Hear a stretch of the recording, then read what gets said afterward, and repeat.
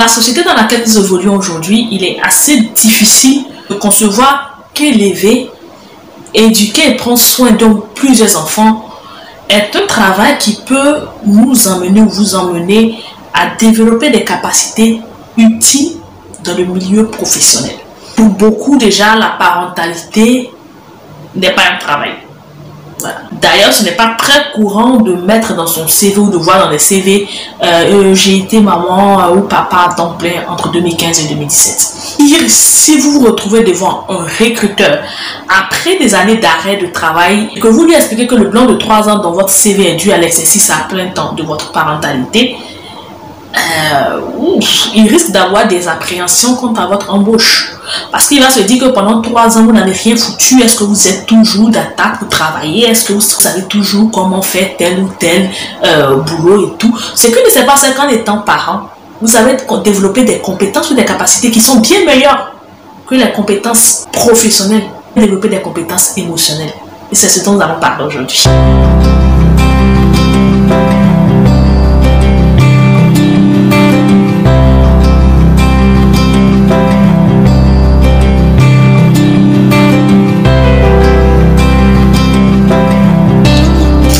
J'espère que vous allez bien. Je suis Marie-Lise Baïkoro, maman qui est passionnée par l'éducation positive et la parentalité bienveillante. D'ailleurs, 1 à 2 fois par semaine, je fais des vidéos sur la question. Aujourd'hui, j'ai envie de vous partager mon expérience de maman et de comment j'ai pu, à travers cette expérience-là, développer des capacités que je n'avais pas auparavant. Avant de commencer, je voudrais vous inviter, comme toujours, à aimer cette vidéo, à vous abonner à ma chaîne et à cliquer sur la cloche de notification pour ne rien rater de mes prochaines publications. Pour ceux aussi ou celles que cela intéresserait de discuter plus en profondeur sur le sujet de la parentalité bienveillante, j'ai un groupe Facebook pour cela et je vais mettre le lien en barre d'infos. Si vous êtes intéressé par ce groupe, vous n'aurez qu'à cliquer sur les liens et vous serez redirigé dans ce groupe-là. Avant de tomber enceinte, j'ai eu à manager des projets ou des équipes de projets. D'un point de vue compétences, sans vouloir me lancer des fleurs, je suis bonne. Quand j'ai un objectif à atteindre, je me donne tous les moyens pour atteindre cet objectif-là. Je suis diligente, je suis rigoureuse dans ma façon de travailler, je suis orientée résultat. Comme je vous l'ai dit tout à l'heure, je suis prête à relever tous les défis. Et voilà. Mais malgré toutes ces compétences opérationnelles ou professionnelles, j'avais une grosse carence émotionnelle. Je n'étais pas très patiente, je n'avais pas beaucoup d'empathie, les résultats m'intéressaient. Pour moi, c'était résultat et pas d'excuses, quoi. Vous comprenez, je ne savais pas très bien maîtriser mes émotions, des émotions telles que la colère. J'étais perfectionniste, donc jamais satisfaite. À la base, tout cela faisait de moi un mauvais manager. Je n'étais pas toujours de bonne compagnie pour mes collaborateurs. Vous ne pouvez pas gérer des êtres humains sans compétences émotionnelles. En tout cas, ce ne sera pas très efficace. Peut-être que vous allez atteindre des résultats, quelques petits résultats maintenant, mais sur le long terme, vous n'allez pas avoir les résultats époustouflants que vous espérez avoir et que vous allez finir frustré parce que malgré tout ce que vous avez fait, vous ne savez pas diriger des êtres humains. Donc, devenir maman, c'est diriger un être humain qui est immature. Donc là, vous avez obligation de développer des compétences émotionnelles. La première capacité, j'aime bien parler de capacité plutôt que de compétences, que j'ai développée en exerçant ma parentalité, c'est la patience. Je vous avais dit un peu plus haut que je n'étais pas très patiente. Ok, donc avoir un enfant, surtout un enfant comme le mien, et manquer de patience, c'est prendre le risque de faire un AVC. Non, je le dis, ça fait rire, mais c'est la vérité, quoi. Au début, je voulais la mettre au pas, comme à l'armée. Elle devait être droite. Tout devait se passer comme je l'avais prévu, planification, stratégie et tout. Mais ça n'a pas marché parce que c'est un enfant. C'est un être qui est immature. Donc, vouloir qu'un être immature soit comme vous, qui avez déjà atteint un certain niveau, c'est vraiment être insensé. Donc, j'ai dû me mettre à son niveau et aller à son rythme.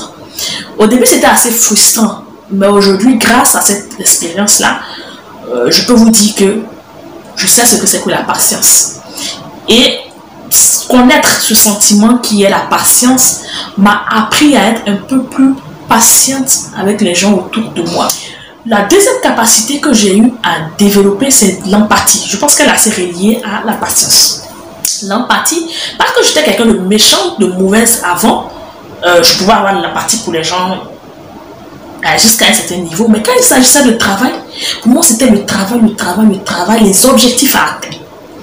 Et j'étais très difficilement touchée par certaines situations que pouvaient vivre les autres. Pas parce que je minimisais ces situations-là, mais parce que je les trouvais trop faibles.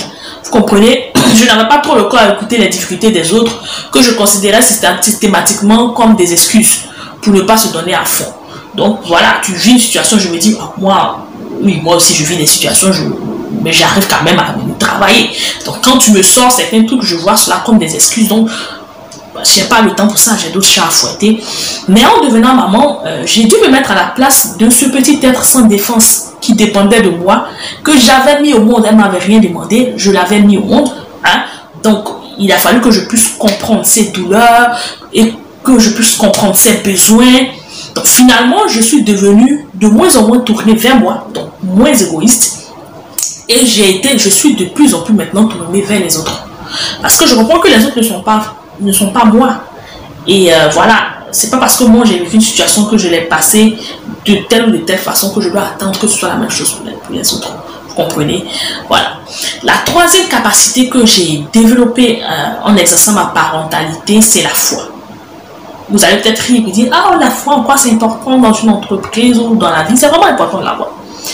Je ne vais pas forcément rentrer dans les détails, mais je peux vous affirmer que j'ai vécu des situations tellement difficiles, tellement compliquées, que j'ai été obligée en tant que mère de développer la foi. Oui, parce que la foi vous permet de croire même quand tout semble impossible. Quand vous êtes face à un mur, quand vous avez la foi, vous dites, ça n'est impossible, mais moi je vais y arriver. Et aujourd'hui, je crois que rien n'est impossible à qui travaille avec un cœur vaillant. Les difficultés ne m'arrêtent plus comme avant. Je ne me décourage plus aussi facilement. Et je pense que ça me fait beaucoup de bien. Parce que d'un point de vue quiétude, je suis plus à l'aise. Même quand c'est difficile, je sais que je vais finir par trouver des solutions. Je vois des solutions partout maintenant et non des problèmes. La capacité suivante que j'ai développée est la maîtrise de soi. Ça, je pense que c'est le pas le plus grand que j'ai fait dans mon développement personnel. Ne pas savoir maîtriser ses émotions. Avec un enfant comme la mienne, ou comme le mien, bon c'est une fille, mais bon, comme c'est un enfant, c'est prendre le risque de devenir folle, frustrée, acariate.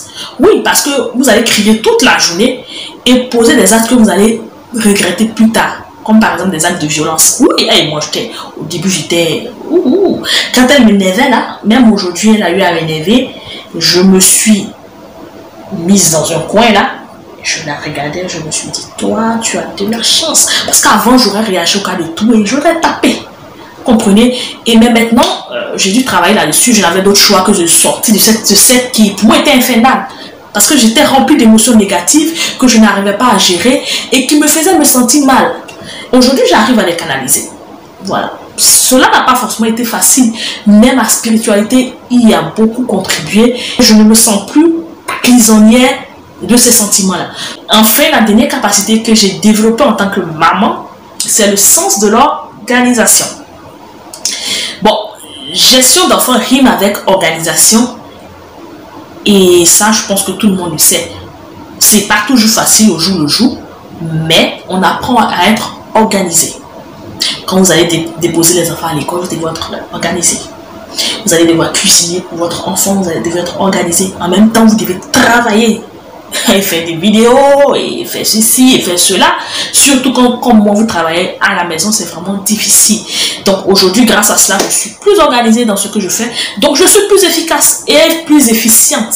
Bref, tout cela pour dire que la parentalité peut être vraiment une bonne école pour développer des capacités qui pourront vous aider sur le plan professionnel. Je pense que j'ai fait le tour de la question. Je vais vous donner rendez-vous pour une prochaine vidéo. Ciao!